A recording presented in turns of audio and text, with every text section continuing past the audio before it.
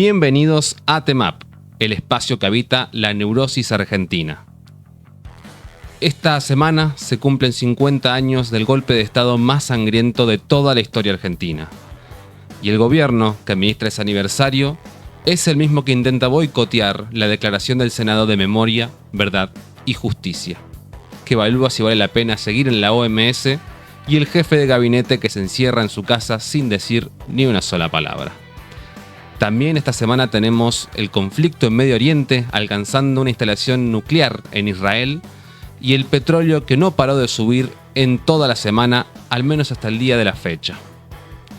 Somos un equipo pequeño, pero con la convicción grande de que la información es vital. El contacto y el alias están en la descripción del video. Mi nombre es Ramiro Aybar y sin más preámbulos, ¡vamos! Política nacional. La semana comienza con Milei llevando a Adorni a Córdoba, su destino habitual para bañarse de multitudes cuando hay una crisis de imagen. Esta vez la crisis es doble, la del jefe del gabinete y la propia. Porque mientras el presidente lo lleva de gira para restaurar la autoridad, la diputada Marcela Pagano amplió su denuncia penal contra Adorni por presunto enriquecimiento ilícito. Lo acusa de no declarar una casa que habría construido en el country indio Qua Golf Club de Exaltación de la Cruz. Milei salió a negar que vaya a echarlo. Que haya sido necesario negarlo ya dice suficiente. El vuelo privado a Punta del Este que hizo Adorni con su familia y su amigo Marcelo Grandío en febrero no lo pagó él. Lo pagó la productora In-House Sociedad Anónima, propiedad del mismo Grandío que tiene contratos millonarios con la TV pública para conducir programas en el canal estatal. El tramo de ida costó casi 7 millones de pesos. Adorni había prometido que los familiares de los funcionarios dejarían de viajar en vuelos oficiales. Esto fue un vuelo privado, pagado por un amigo contratista del Estado. Así que, digamos, no cuenta. El resultado de todo, Adorni se recluyó en su casa, canceló sus conferencias de prensa habituales y, según filtraciones ATN, está triste, angustiado, dolido y compungido. Pobre mi Adornito. En su reemplazo, al frente de la comunicación oficial, asumiría el secretario de Medios, Javier Lanari. El funcionario que pasaba los días acusando a docentes e investigadores, ahora no tiene ganas de hablar con los medios. Pero el escándalo que terminó superando al Adorni en las redes sociales esta semana no fue el del country, fue Libra. Las nuevas revelaciones del celular de Mauricio Novelli son explosivas. La pericia de la DATIP detectó presuntos pagos mensuales en dólares al entorno de Milei desde 2021, cuando todavía era diputado. Aparecen referencias a montos de $2.000 como lo de siempre. Y ya en 2024, con Milei en el poder, los pagos habrían subido a $4.000 con menciones directas a Karina. La justicia analiza si estos movimientos constituyen cohecho o dádivas. Todos sabemos que si fuese un gobierno peronista no habría ninguna duda de que estos son dádivas. Quizá lo que necesita la justicia argentina es que sea en un cuaderno la prueba. Claro, si tienen una fotocopia de un cuaderno tiene mucha más validez que si es una pericia oficial de un teléfono. No le van a pedir mucho más a la justicia. Además, el mismo análisis del celular reveló que el 14 de febrero hubo 39 llamadas entre Novelli, el presidente y su círculo íntimo. Entre ellas, 9 contactos directos entre Milei y Novelli y una llamada clave. Santiago Caputo llamó 4 minutos y medio a Novelli a las 23:37 horas. Por primera vez, el nombre del asesor presidencial entró en el expediente. Fuentes judiciales no descartan nuevas imputaciones que podrían alcanzarlo. Ante todo esto, el ministro de Justicia Máiquez salió a dar entrevistas defendiendo a los hermanos Milei y sugiriendo que el gobierno busca anular la causa por supuestas filtraciones. La oposición dijo directamente que Máiquez actúa como abogado de los Milei, no como ministro. Los diputados opositores que integraron la comisión investigadora pidieron formalmente apartar al fiscal Tayano, que lleva meses manteniendo la causa paralizada. Y desde Nueva York, un estudio jurídico que representa a inversores estafados avanza en una causa penal internacional. El escándalo de Libra ya supera al de Adorni en menciones en redes sociales. La bola sigue y sigue creciendo.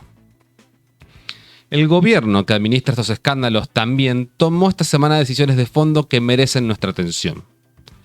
Argentina concretó su salida de la Organización Mundial de la Salud. El canciller Kirchner la defendió como un acto de soberanía sanitaria. Especialistas advierten que el país perderá acceso a fondos internacionales para comprar vacunas y medicamentos a menor costo, quedará fuera de redes globales de vigilancia sanitaria y pondrá en riesgo la capacidad de organismos como el INCUCAI y el Instituto Malbrán ante futuras pandemias. Lo que hubiese sido la pandemia con estos muchachos, ¿eh? No me lo quiero ni imaginar. O sea, un ejemplo mínimo, tenemos lo que pasó con Bolsonaro, por ejemplo, pero muy mínimo. Porque le gana, ¿eh? Y por afano, la verdad. Nunca mejor dicho, por afano. Hablando de afano, la ley de inocencia fiscal, impulsada por el propio gobierno, sobreseyó parcialmente a Lázaro Báez y a otras 11 personas en una causa por evasión millonaria apenas 24 horas antes del inicio del debate oral. La norma actualizó los umbrales de punibilidad de manera que lo que antes era delito, ahora ya no lo es. El mismo gobierno que se llena la boca con la República y la motosierra le regala al empresario kirchnerista más famoso del país una salida legal a su causa. El ministro Sturzenegger derogó una resolución que imponía trabas para patentar medicamentos, abriendo el mercado farmacéutico a la competencia internacional. La medida era una de las exigencias del acuerdo comercial con Estados Unidos. Los laboratorios nacionales advierten que podría encarecer los medicamentos para los argentinos. Y la televisión pública sumará programación de tarotismo, espiritismo y fenómenos paranormales por pedido de Karina Milei, que tiene a su cargo la Secretaría General de la Presidencia. El canal estatal que históricamente hizo cultura, educación e información, ahora hará limpiezas energéticas en vivo y exorcismos. Soberanía cultural, supongo, ¿no? Me acuerdo cuando comunicaban que mandábamos satélites al espacio, ¿no? Y ahora te limpian el chakra. Qué mal que envejece todo, ¿eh? La audiencia pública por la reforma de la ley de glaciares tuvo más de 88.000 inscriptos. El gobierno limitó la participación a 100 expositores por día en las dos jornadas del 25 y el 26 de marzo, dejando fuera al 99,7% de los ciudadanos que querían hablar. El 0,3% que entró tendrá que explicarles a los otros 87.800 por qué ellos no pudieron. Organizaciones ambientales ya presentaron una cautelar, pero que ya fue rechazada. El FMI volvió a correrle el arco al equipo económico. La revisión del programa de la que depende la liberación de unos $1.000 millones en fondos frescos fue postergada sin fecha. Se habla de abril.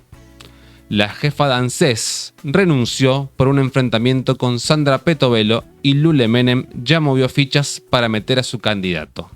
La puja interna no cesa.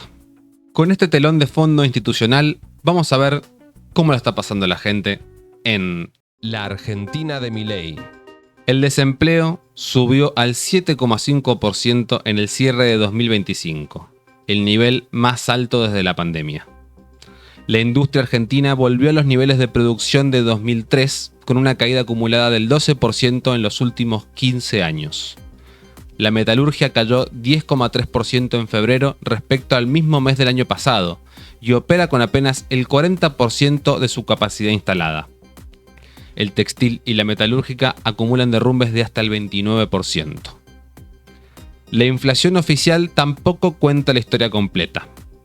Un informe del CELAC reveló que, si se midiera con una canasta actualizada a hábitos de gastos reales, en lugar de la que usa el INDEC, que data de 2004, la inflación acumulada desde noviembre de 2023 subiría de 280,5% a 302,5%. Para el 10% de menores ingresos, la inflación real supera en 27,5% puntos la informada. El propio ministro Caputo admitió que no van a revelar el número real porque no nos conviene. La justicia porteña, en tanto, ordenó bloquear el acceso a Polymarket, una plataforma de apuestas global, ante sospechas de que se filtran datos de inflación del INDEC para operar con información privilegiada. Los combustibles acumularon subas cercanas al 9% en lo que van de marzo. La nafta super ronda los 1.820 pesos el litro. Llenar el tanque de un sedán supera los 100.000 pesos. En las estaciones de servicio dicen que la gente ya ni se queja, está curada de espanto. La mora en créditos a familias superó el 10%, el umbral que el sistema financiero toma como zona de estrés sistémico. En billeteras virtuales como Ualá, los impagos superan el 40%. Los cierres de esta semana siguieron sumando nombres. La empresa Georgalos, la de los Flimpaf, confirmó que estos caramelos ya no se fabrican en Argentina sino en China, mientras suspende rotativamente a unos 80 trabajadores cada 15 días en su planta de Victoria. La capacidad ociosa llegó al 55%. El presidente de la compañía defendió la decisión diciendo que tiene ADN industrial. Lo que tienen es un caramelo emblema que se fabrica en China, mientras los trabajadores argentinos cobran menos que el mes anterior. Flybondi ofreció retiros voluntarios a sus 1.500 empleados, en medio de cancelaciones recurrentes de vuelos y problemas financieros. Y el gobierno lanzó un plan de retiros voluntarios en el ANSES para empleados con al menos 2 años de antigüedad, con plazo hasta el 5 de abril. Más reducción de Estado, menos gente atendiendo jubilados. La crisis frigorífica acumuló casi 1.000 despidos y suspensiones en lo que va del año. La combinación de una suba del 100% en el precio de la hacienda con un dólar bajo para la industria nacional frenó la faena y vació las plantas. El consumo de carne vacuna cayó un 13,8% interanual en el primer bimestre y tocó su piso histórico en 20 años, 47,3 kilos anuales por habitante. Un país que era sinónimo de asado ya no puede comer asado. No, porque es un lujo. Y Es como manejar una Ferrari, sí, ¿ok? haciéndole un poco de honor al gran Poltroni, ¿no? Digamos que Comer asado, manejar una Ferrari, más o menos por ahí. te hicieron creer que podías ir de vacaciones, comprar un coche o cambiarlo. Que ahora, bueno, comer asado. Vivíamos en una ilusión, básicamente. Sí, todo lo que vos pensaste que era lindo de tu vida pasada, bueno, eso era mentira. La verdadera, la posta está acá, en el sufrimiento. Eso es lo que te van a decir la gran parte de este tipo de gobiernos, ¿no? No, uno cuando ya los ve hacer la misma jugada una y otra vez, empezás a verla, empezás a divisarla. Ay, ay, ay. Para cerrar este bloque, una empresaria textil que confeccionó los mamelucos de YPF con los que se disfraza Milei en actos oficiales, se fundió. Pará, no estamos en la parte de memes todavía. Ah, bueno, hoy maneja Uber para subsistir, así que bueno, ella misma dijo, me jodo por confiar. El problema es que nos jodemos todos, mamita. Exactamente. En una entrevista dijo que votó a Milei y que siente una bronca terrible con el libertario. Es una síntesis perfecta de algo que los números no terminan de capturar, ¿no? Como esos casos particulares, como el de esta empresaria que hace los mamelucos de YPF, se funde, se enoja con Milei y tiene que manejar Uber, como prácticamente gran parte de la sociedad argentina en este momento, que todos van a Uber, a Rappi, toda la salida fácil porque laburo no hay, la verdad. El gobierno también planea recortar más del 20% del personal de Servicio Meteorológico Nacional, un organismo con 150 años de historia.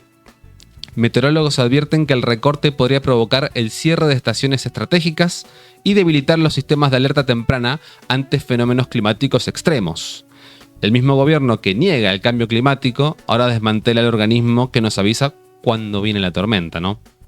Pasemos a los casos donde la impunidad tiene nombre y apellido. La impunidad avanza.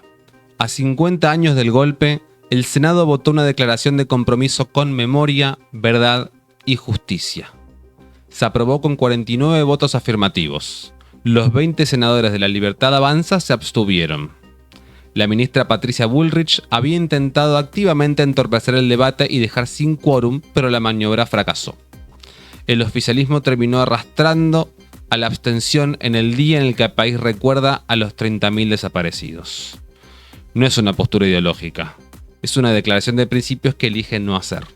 ¿Viste cómo es Bullrich? Carolina Serrano. La Iglesia Católica emitió un documento bajo el lema Nunca más en la antesala del aniversario número 50. Advirtió sobre el avance del autoritarismo y reclamó políticas que prioricen la dignidad humana, el trabajo y la educación. Llama la atención cuando la Iglesia dice cosas que el periodismo no puede publicar sin que lo acusen de kirchnerista, ¿no? Por otro lado, falleció Sara Coca Luján, una de las primeras en sumarse a las rondas de las madres en Catamarca. La detuvieron la misma noche del 24 de marzo de 1976, cuando entraron a su casa y se la llevaron sin motivo. Nunca encontró los restos de su hijo Raúl, desaparecido ese mismo año. Se fue sin saber dónde está. Eso también es parte del legado de la dictadura. Madres que mueren buscando. El senador Luis Petri fue denunciado penalmente por malversación de fondos y abandono de personas en el manejo del IOSFA durante su gestión al frente del Ministerio de Defensa. La deuda de la obra social creció exponencialmente en 1 año y medio, mientras los afiliados no recibían medicamentos oncológicos.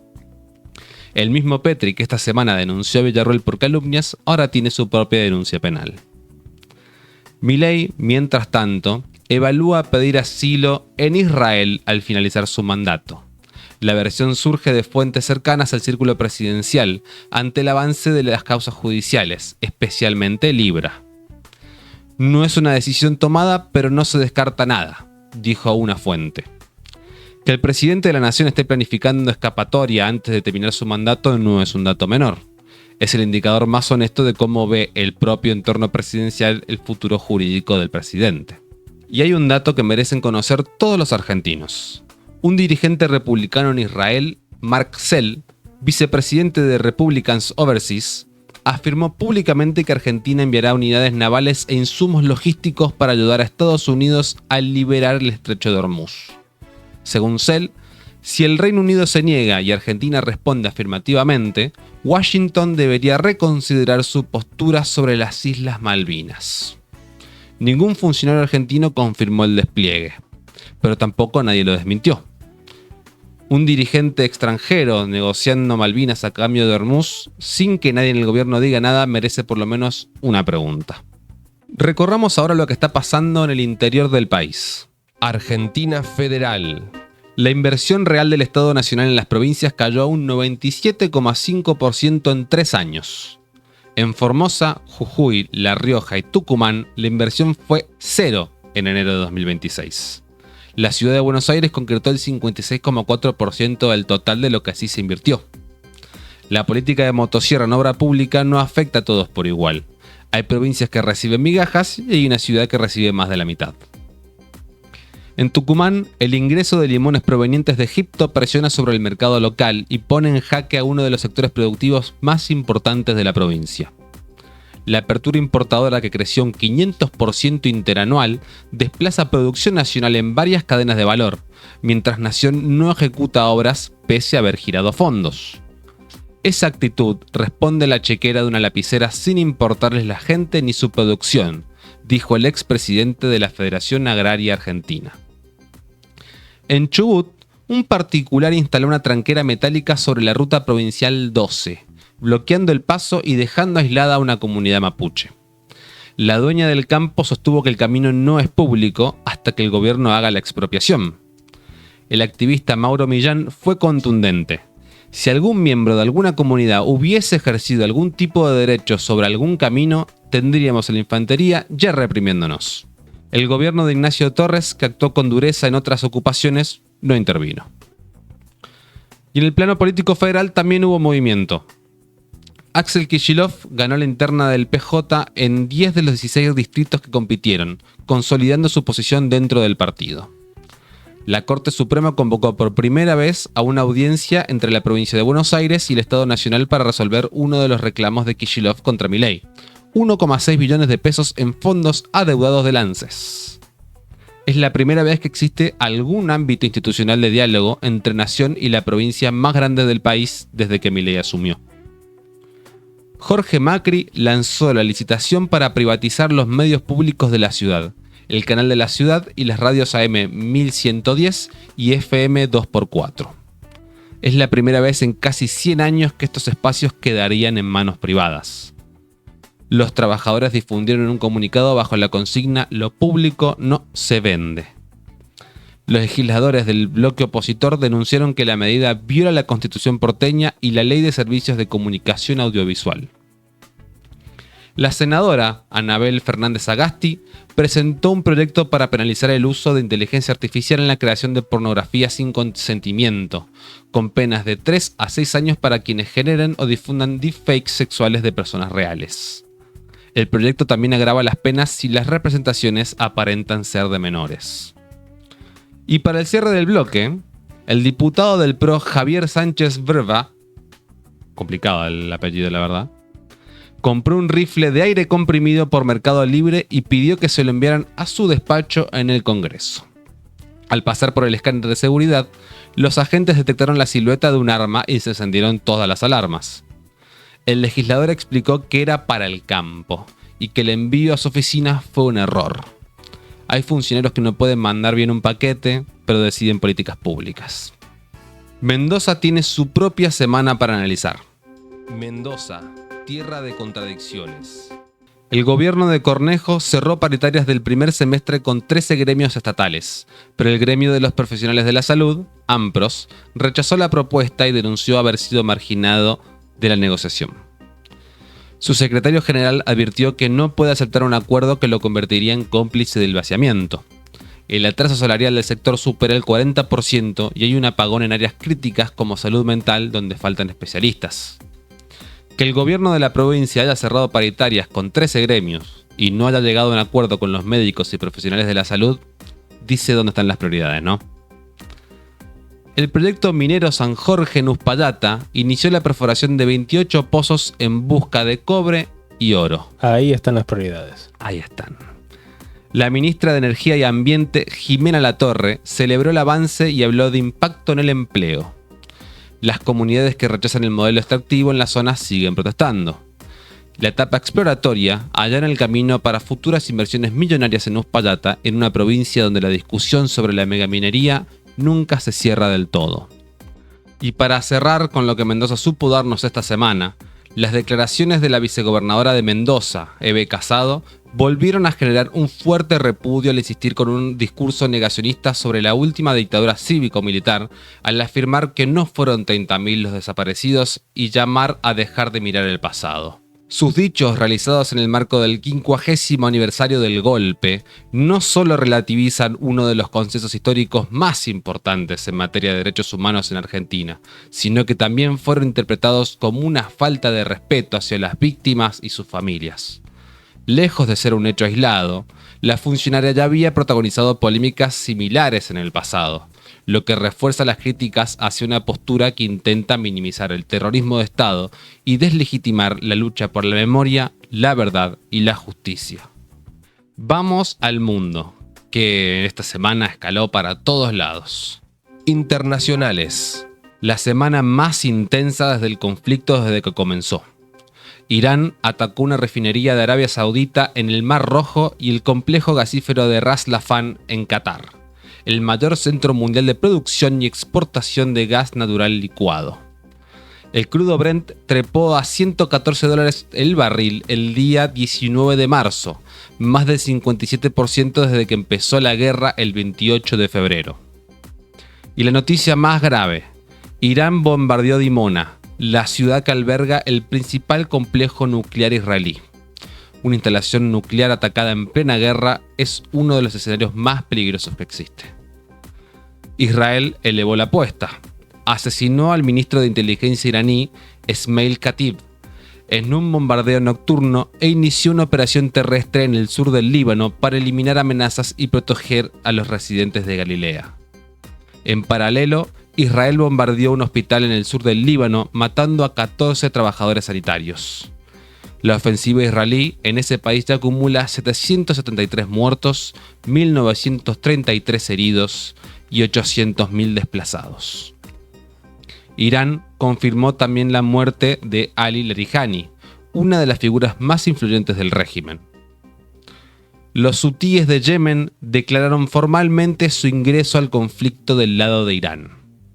Advirtieron que cualquier participación de Estados Unidos en un ataque sobre Irán provocará ataques masivos contra todos los buques y activos navales estadounidenses en el Mar Rojo y el estrecho de Bab el-Mandeb, áreas que controlan de facto. La guerra se expande hacia el sur. Ante la crisis energética global, Estados Unidos autorizó de manera temporal la compra y venta de petróleo iraní varado en el mar, en una medida sin precedentes. El secretario del Tesoro estimó que la decisión sumará unos 140 millones de barriles al mercado. Es decir, el país que le declaró la guerra a Irán ahora autoriza a comprar su petróleo porque los precios se dispararon demasiado. Egipto, en tanto, aplicó racionamiento energético de emergencia y ordenó el cierre de negocios antes de las 21 horas. La guerra se siente en toda la región. Mientras el conflicto escala en Medio Oriente, otra parte del mundo observa con sus propios intereses en juego. China desplegó 26 cazas y 7 buques alrededor de Taiwán en el mayor operativo del año, justo cuando la atención global está fijada en Irán. Analistas señalan que no hay indicios de invasión inminente. La CIA confirmó que China no tiene planes concretos ni calendario fijo para la unificación por la fuerza. La táctica es de zona gris, presión constante, desgaste, normalización de su presencia militar. Al mismo tiempo, China le ofreció a Taiwán cubrir su seguridad energética a cambio de retomar conversaciones para la reunificación pacífica. Corea del Sur evalúa reanudar importaciones de petróleo ruso suspendidas desde 2022 por las sanciones, para cubrir su demanda energética ante la escalada en el Golfo. La deuda de Estados Unidos superó los 39 billones de dólares, con la guerra ya costando 12.000 millones en gastos militares adicionales. Islandia y Países Bajos se sumaron a la demanda por genocidio que Sudáfrica presentó contra Israel ante la Corte Internacional de Justicia en 2023. Cuba vivió su sexto apagón generalizado en 18 meses. Toda la isla quedó sin luz tras una desconexión total del sistema eléctrico. La FIFA le negó a Irán el traslado de sus partidos del Mundial 2026 a México. ¿Jugará en Estados Unidos o no jugará? Y Silvio Rodríguez, el cantautor cubano que había dicho que pedía su fusil si Trump intentaba invadir Cuba, recibió una AKM de manos del presidente Miguel Díaz-Canel durante un acto del Consejo de Defensa Nacional. A los 79 años, Silvio tiene su fusil. Y así llegamos al final de las noticias del día de hoy. Vamos a pasar a la sección de los memes. Memes. A ver, Bueno. ¿qué tenemos el día de hoy? Viste que, bueno, una de las noticias más impactantes, entre comillas, dentro del mundo de la farándula, Sí, es la muerte de Chuck Norris. sí. Bueno, sí, mírate sí. esto. ¿Cómo que Chuck Norris? Loco, está caputo en esta mierda. Literalmente. Yo creo que la muerte está diciendo, che, caputo. ¿Dónde está Caputo? Hay tantos. Hay tanto. Para Y que se lleva a Chuck lleve- Norris. O sea, Claro. O se lleva una Sarah Luján. Chuck Norris. Me acuerdo cuando Facebook estaba lleno de videos de memes de Chuck Norris. Todo era infección total. Total. No van a pasar nunca de moda. Por más que él esté muerto, se va a seguir haciendo honor en vida de probablemente los mejores memes de la historia. Había leído un comentario que decía: Chuck Norris está muerto, pero ya se siente un poco mejor. Literal. O, ¿cómo es? Hay un montón. Chuck Norris no murió, sino que Dios se lo llevó al cielo para que le explique cómo se hace. Hay un Sí, montón que son muy buenos. Siempre sale alguno nuevo. Mira, si nos llega a tocar ir a Irán a A luchar ver. por Israel, Acordate por qué estás peleando. Ese es un soldado americano mirando en su en su. Donde guarda las fotitos que está el petróleo y Donald Trump con Epstein. Eso es por lo que estás luchando, soldado americano. Así es. Nosotros no. Por ahora, Por ahora. Por ahora. Mírate esto. Dios mío. Sarmiento. Los inmigrantes europeos traerán civilización y el respeto por la ley a nuestra patria. Inmigrantes europeos. Traje anarquía, loco. Literal. Yo me imagino la cara de Sarmiento como diciendo, che, yo voy a confiar en la gente de Europa que son civilizados, ¿no? Como estos negros de mierda que viven en este país de porquería. Tomalo o déjalo. Mira, traje anarquía, loco. Tomalo, déjalo. Y así se fundó el Estado Nacional. Con esta gente. Bueno, y Y les acá agradecemos. el modus operandi de Estados Unidos en toda guerra. Semana 1, ganamos. Semana 2, estamos ganando. Semana 3, manden ayuda, por favor. Por favor. Y ahora, bueno, que Trump supuestamente está hablando con gente de Irán para un alto al fuego de 5 días. Un acuerdo. Un acuerdo. En Irán le dicen, ¿a quién le decís? Nosotros con nosotros no hablaste, papito, ¿eh? Con tal de bajar los precios del petróleo, cualquier cosa, ¿eh? Después del fin de semana, bomba, bomba, bomba. No pasa nada. Después a la semana otra vez, el mismo modus operandi. Si ven lo que ha estado pasando estas semanas, es más o menos así, ¿eh? Y bueno, así termina otra semana bajo la lupa de TEMAP.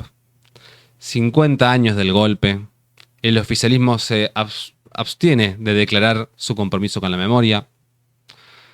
A 50 años del golpe, el gobierno que administra ese aniversario privatiza los medios públicos, sale de la OMS, le regalan absolución a Lázaro Báez.